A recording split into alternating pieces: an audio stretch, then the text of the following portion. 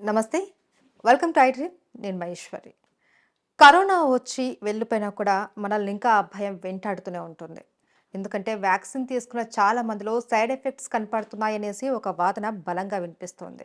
చిన్న చిన్న పిల్లలు కూడా హార్ట్ స్ట్రోక్‌తో చనిపోతున్న సందర్భాలు కూడా మనం చూస్తూ ఉన్నాం. అయితే దీనికి కారణం ఏంటి? నిజంగానే కరోనా వ్యాక్సిన్ వల్ల వచ్చే సైడ్ ఎఫెక్ట్సే దీనికి కారణమా? అయితే దీని నుంచి మనం ఎలా బయటపడాలి?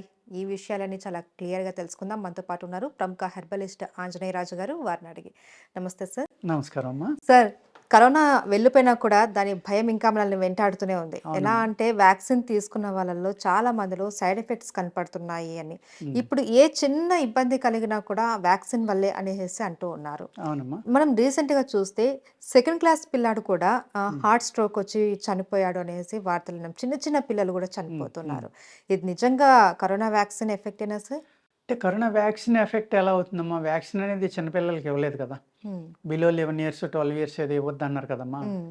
కానీ ఆ కరోనా అనేది నా పర్సనల్ ఒపీనియన్ ఇది. అందరికీ వచ్చి వెళ్ళిపోయిందని నేను అనుకుంటున్నానమ్మా. హ్మ్. అంటే అది 1%, 2, 5, 6, 10 అనేది కాదు. హ్మ్. అందరిని టచ్ చేసి వెళ్ళిపోయిందనేది నా భావనమ్మా. హ్మ్. అలా టచ్ చేయటం వల్ల ఏమైందంటే అది ఫస్టు అది చూపించే ఎఫెక్ట్ లంగ్స్ మీదని డాక్టర్లు చెప్తున్నారు. అవును.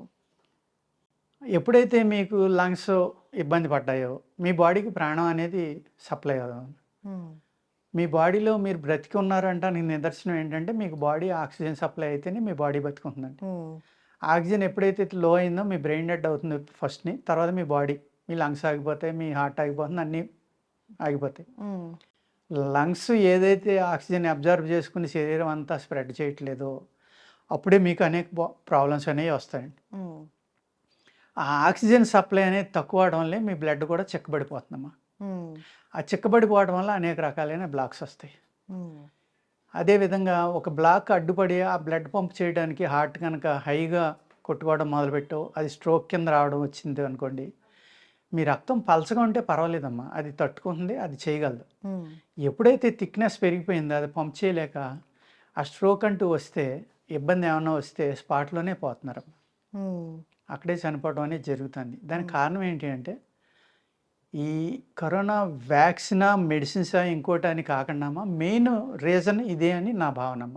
హ్మ్. ఎందుకంటే ఇది అందరికీ వచ్చి వెళ్ళిపోతుందండి. అవును. హ్మ్. అది జ ఇమ్యూనిటీ ఉన్నవాళ్ళు అందరూ హ్యాపీగా ఉన్నారు. ఇమ్యూనిటీ లేని వాళ్ళు హ్మ్. ఇబ్బంది పడ్డారమ్మా. అనేక మంది, అనేక ఫ్యామిలీలు వాళ్ళకి కావాల్సినోళ్ళని హ్మ్. కోల్పోయారు. దానికి డెఫినిట్‌గా మనం విచారించాలి.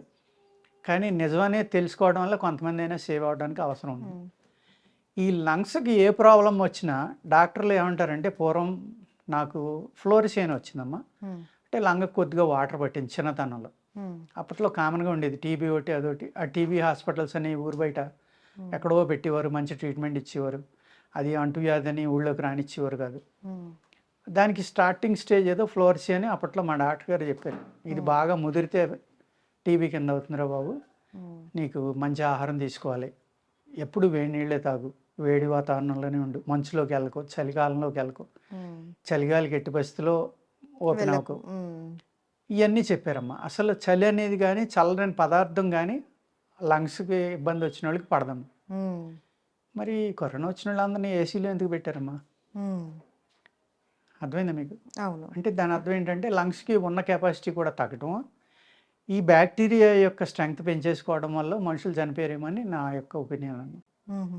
అయితే సార్, ఏదైతే ఇప్పుడు వ్యాక్సినా లేకపోతే కరోనా ప్రభావమా అన్నది ఒక క్లారిటీ లేదు. డబ్ల్యూహెచ్ఓ కూడా ఇంకా దాని మీద ఇంకా అవునమ్మా. ప్రయోగాలు చేస్తూనే ఉంది. అవునమ్మా. ఏదైనప్పటికీ కరోనా అన్నది ఎఫెక్ట్ అయితే ఉంది. అవునండి. ప్రతి ఒక్కళ్ళలోనూ ఉంది. ఉంది. ఎంతో కొంత ప్రభావం చూపిస్తుంది అన్నదైతే మాత్రం వాస్తవం. అవునండి. సో, మరి ఇప్పుడు దీని నుంచి మనం ఎలా బయటపడగాలి? అంటే జరిగే నష్టం జరుగుతూ ఉంది ప్రతి ఒక్కరిలోనూ. అవునమ్మా. దీని నుండి మనం బయటపడాలి అంటే ఎలాంటి హ్మ్. జాగ్రత్తలు తీసుకోవాలి? దీన్ని అండ్ ఆయుర్వేదంలో మనకేదైనా సొల్యూషన్ ఉందా? ఉందమ్మా. ఉంది. హ్మ్. దీని నుంచి బయటపడాలంటే ఫస్ట్ థింగ్ కొంచెం ఎండలోకి వెళ్ళడమమ్మ. ఎక్కువ వేడి వాతావరణంలో ఉంటాం. ఫ్రిడ్జ్‌లో ఉండే ఆర్టికల్స్ తినడం మానేయటం అంటే హ్మ్. మెయిన్ అమ్మ. హ్మ్.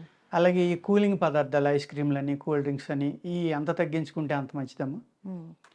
అదేవిధంగా మనం ఎక్కువ బలమైన ఆహారం తీసుకోవడం. హ్మ్. రక్తం పలచబడడానికి ఏంటి ఆక్సిజన్ పెంచుకోవాలమ్మా మీరు. ఏం చేస్తే ఆక్సిజన్ పెరుగుతుంది? హ్మ్. వ్యాయామం, హ్మ్. లేతే యోగా, లేతే రన్నింగు, లేతే మంచి అలసిపోయేలాగుండి ఒక మంచి గేము. హ్మ్. అటువంటివి జరిగితేనే కదమ్మా ఉమ్, ఆక్సిజన్ మళ్ళీ మీకు రీఫిల్ అయ్యేది. ఉమ్, ఎప్పుడైతే మీ బాడీలో ఆక్సిజన్ రీఫిల్ అయిందో మీ బ్రెయిన్ బాగుంది, మీ రక్తం పలచబడుతుంది ఆటోమేటిక్గా. ఉమ్, దానివల్ల మీకు అనేక రకాలైన ఇబ్బందులు తగ్గిపోతాయమ్మా. ఓకే. మీరు స్ట్రెంగ్తీగా అవుతారు, ఆరోగ్యంగా అవుతారు. ఉమ్, దానివల్ల మీకు అప్పుడు రక్తం చిక్కబడడం అనేది ఇటువంటి ప్రాబ్లమ్స్ రావు. ఉమ్, తర్వాత ఏంటంటేనమ్మా, ఆయుర్వేద శాస్త్రంలో పూర్వం అనేక రకాల విషాలను కూడా వాడేవారమ్మ. ఉమ్. పాషాణాలు అంటారు వాటిని. 9 రకాల పాషాణాలు వాడేవారు. ఆరోగ్యానికి. ఆ, ఓకే. కోబ్రా పాయిజన్ కూడా శుద్ధి చేసి ఉమ్, మాత్ర కింద వేసేవారమ్మ. ఉమ్, అంతకంటే భయంకరమైనది ఏంటంటే ఆయుర్వేద శాస్త్రంలో నేను చదివాను, బ్రహ్మపుత్ర అనే మూలికల పేరే బ్రహ్మపుత్ర అమ్మ. ఈ బ్రహ్మపుత్ర ఒడ్డునే ఉంటాయంట ఉమ్, కొన్ని 2-3 రేర్ స్పీషీస్ అయ్యి. ఉమ్, దాని చుట్టూరు పచ్చగడ్డి కూడా మొలవదమ్మా. ఉమ్. అంటే అంత విషయం. అంత విషం. ఉమ్, ఒక ఈగ కానీ దోమ కానీ ఆ చుట్టుపక్కలకు కూడా వెళ్ళదంట. ఉమ్, ఆ గాలి కనుక ఏదైనా జంతువు గమ్ముని ముందరికి వెళ్ళి కనుక ఆ శ్వాస కనుక తీసుకుంటే నవరంధ్రాల్లోంచి బ్లడ్ వచ్చి స్పాట్లో చచ్చిపోతుందంటమ్మా. ఉమ్, అటువంటి హెర్బ్ను కూడా కలెక్ట్ చేసి దాన్ని అమృతీకరణ చేసి శుద్ధి చేసి మూలిక ఆయుర్వేదంలో వాడారమ్మా. ఉమ్. ఎంత అద్భుతమైన సైన్సో మీరు చూసుకోండి. అవును. అదేవిధంగా ఆర్సినిక్ అంటాం మనం, పాషాణం అంటారు దాన్ని. అది నోట్లో పెట్టుకుంటే వెంటనే చచ్చిపోతాం మనం. ఉమ్, అటువంటి దాన్ని హోమియోపతిలో వాడతారు. ఆర్సినికా అంటారు హోమియోపతిలో. అనేక రకాల మందులు ఉన్నాయి. ఉమ్, అల్లోపతిలో వాడతారు. ఆయుర్వేదంలో బ్యాన్ చేసేవాటారు. ఉమ్, బ్యాన్ చేయలేదులేండి, అటువంటి అద్భుతాలను వాడినవారు. ఉమ్, అటువంటి విషయాలను కూడా ఆయుర్వేదంలో వాడారమ్మ. అలాగే నాభి అంటారు, కఠోరమైన విషం అమ్మ. నోట్లో పెట్టుకుని వెంటనే చనిపోతారు. ఉమ్. దాన్ని అమృతీకరణ చేసి మీరు ఆవగింజ అంత తింటే చనిపోయేదాన్ని గురువింద అంత తిన్నా ఏమీ అవ్వకుండా చేస్తారు శుద్ధి చేయడం వల్ల. శుద్ధి చేయడం వల్ల. ఉమ్, దాని యొక్క విషం యొక్క శక్తిని తగ్గించి దాన్ని అమృతం కింద తయారు చేసి వాడతారమ్మ. ఉమ్, అయినా కూడా ఎంతో కొంత సైడ్ ఎఫెక్ట్ ఉంటుందేమో అని తాళపత్ర గ్రంథాల్లో కానీ బాగా పురాతనమైన వాటిల్లో కానీ శరీర శుద్ధికి, అంటే ఈ విషాలు ఏమన్నా మిగిలిపోతే బయటికి పంపడానికి కొన్ని అద్భుతమైన యోగాలు ఉన్నాయమ్మా. ఉమ్, అందులో ఒక యోగంతో మేము మంచి ఫ్రూట్స్ని వాడి ఒక మంచి లేహ్యం ఒకటి తయారు చేసాము. లేహ్యం అంటే మీరు ఇవాళ మోడర్న్ దాంట్లో జామ్ అనుకోండి, ఉమ్, అది తింటే కనుక మీ బాడీలో ఉన్న హెవీ మెటల్స్ కానీ టాక్సిన్స్ కానీ వెజిటబుల్ టాక్సిన్స్ ఇవన్నీ బయటికి వెళ్ళిపోతాయి. ఉమ్, దానివల్ల ఏమవుతుందంటే మీ రక్తం పలచబడుతుంది. ఉమ్. అప్పుడు ఆటోమేటిక్గా మీరు కొంచెం ఈ ఫుడ్ హ్యాబిట్స్ అవి మార్చుకుని వ్యాయామం అది చేస్తే హ్యాపీగా బతకొచ్చమ్మా. ఉమ్.